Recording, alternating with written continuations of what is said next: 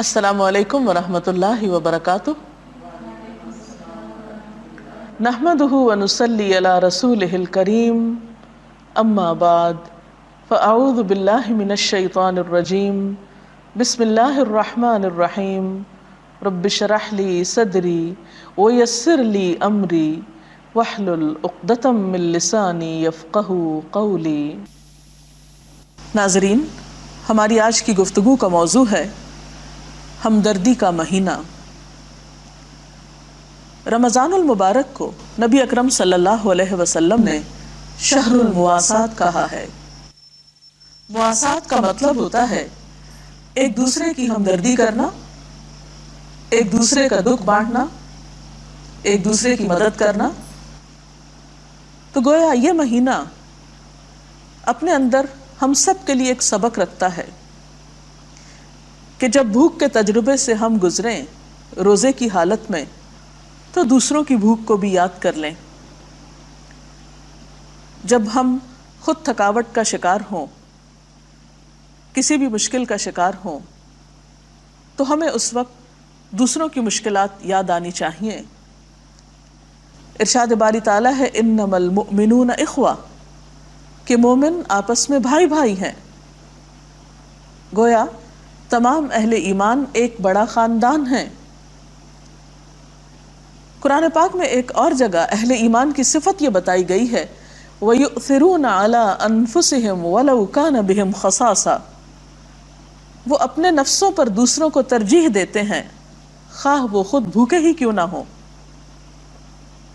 ہم سب کو اپنا اپنا جائزہ لینا چاہیے کہ کیا واقعی ہمارے اندر رمضان میں ایسی کیفیت پیدا ہو رہی ہے کہ ہم اپنی ذات کے باہر دوسروں کو بھی دیکھ سکیں، صرف اپنے لیے نہ جئیں، اوروں کے لیے بھی جینا سیکھیں۔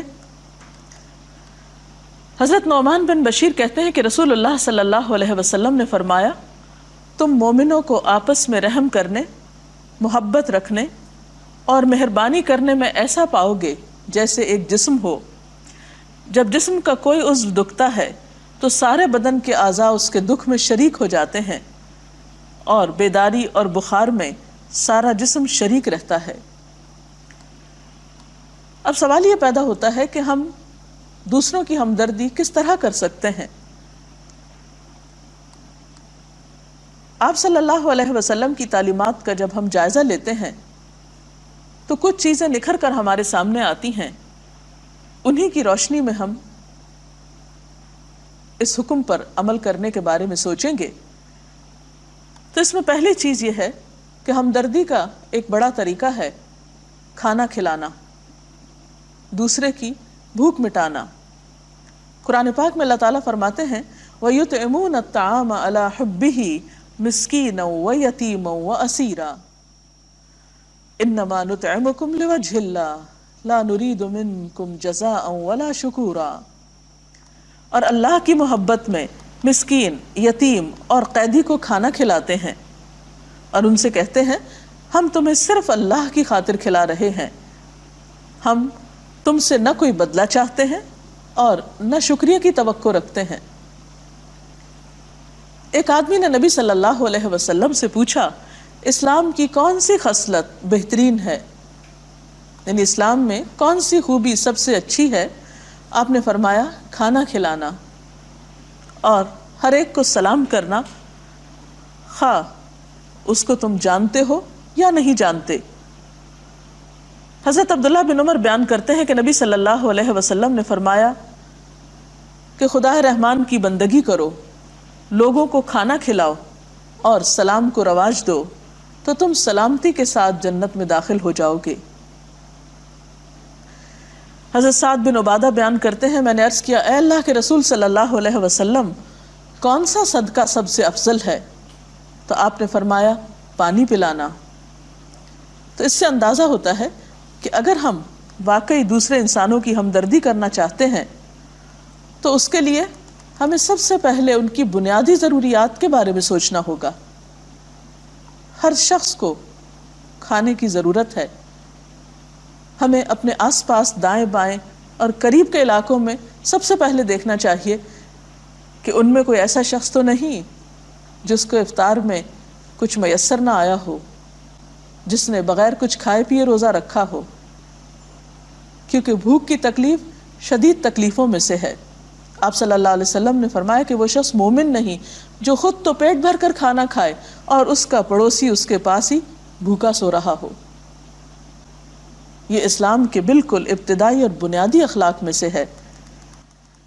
ہمدردی کا ایک اور طریقہ یہ ہے کہ انسان دوسرے کی ضروریات پر اپنا مال خرچ کرے، اور ان ضروریات میں پھر لباس ہو سکتا ہے، تعلیم ہو سکتی ہے، علاج ہو سکتا ہے۔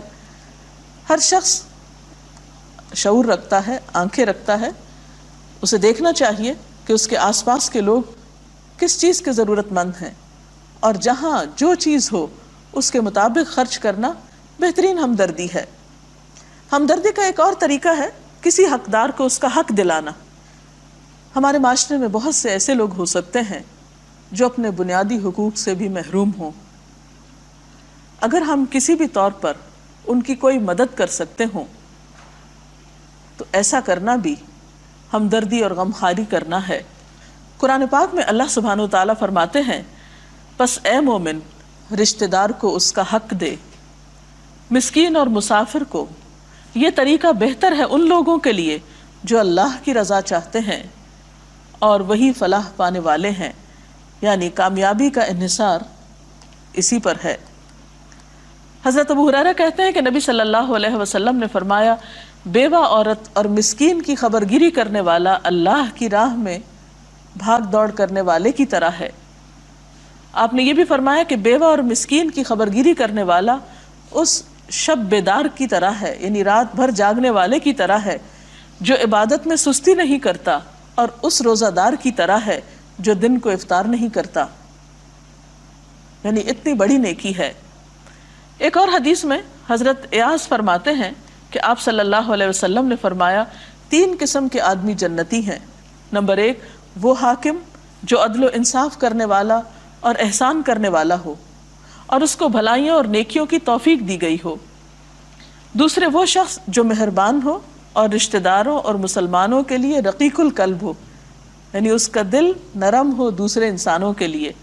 تیسرے، وہ شخص جو حرام چیزوں سے بچنے والا ہو، سوال سے پرہیز کرنے والا ہو اور اہل و عیال کے بارے میں اللہ پر بھروسہ کرنے والا ہو۔ اسلام نے یتیموں کے حقوق کے بارے میں بھی بہت تاکید کی ہے۔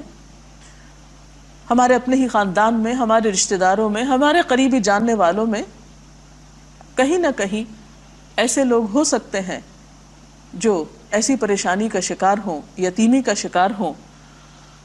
تو اس کے بارے میں ایک حدیث میں آتا ہے کہ جو شخص اللہ کی خوشنودی کے لیے کسی یتیم کے سر پہ ہاتھ پھیرے، یعنی آپ دے کچھ نہیں رہے، صرف ہمدردی کر رہے ہیں، پیار کر رہے ہیں، شفقت کا ہاتھ سر پہ پھیر رہے ہیں، تو یتیم کے سر کے ہر بال کے عوض جس پر اس کا ہاتھ پڑے نیکیاں لکھی جاتی ہیں۔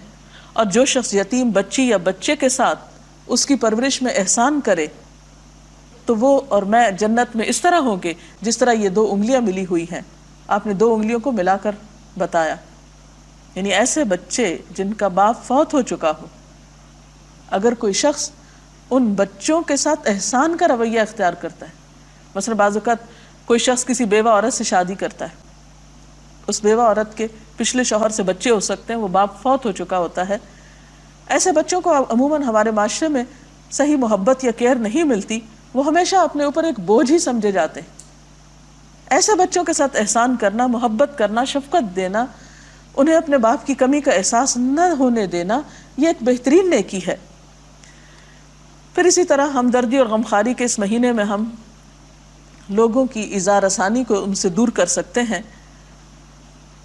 ان کو دکھ دینے سے بچنا روزے کے تقاضوں میں سے ہے۔ آپ صلی اللہ علیہ وسلم نے فرمایا کہ المسلم من سلم المسلمون من لسانہ ویدہ، مسلمان تو وہ ہے جس کے ہاتھ اور زبان سے دوسرے مسلمان محفوظ رہیں، اور روزہ بھی اسی چیز کا تقاضا کرتا ہے۔